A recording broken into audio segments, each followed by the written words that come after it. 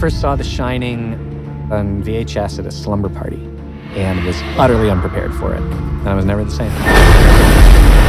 I always wondered what happened to Danny when he grew up, and I felt that I had a story to tell. Danny Torrance is still being haunted by the events that took place at the Overlook Hotel. The Shining refers to psychic ability, people who can actually affect the physical world with their thoughts, read the minds of others. Danny is so traumatized by what he's been through, he has no idea how to deal with this. One of the things that I wanted to see was a man at the end of his rope. What do you want to do here? Something different than I've been doing, something better. You can't really recover until you finally reach your bottom. And I wanted to see that in Dan on the screen.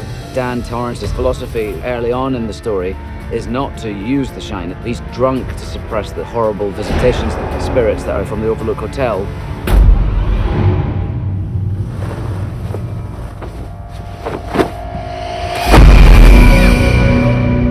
You're magic, like me. I always called it The Shining. This is a story that's about Dan, still out there dealing with the shining in a world that is dark and horrifying. These devils, they'll eat what shines. We see people that we can relate to. That's, to a large extent, what makes the scary part scary. You are a special little thing, aren't you? Dan's worst fear, the worst thing he could imagine, is for him to have to come back to the hotel. Mike's movie stands on its own, but it's also a terrific sequel to Stanley Kubrick's film.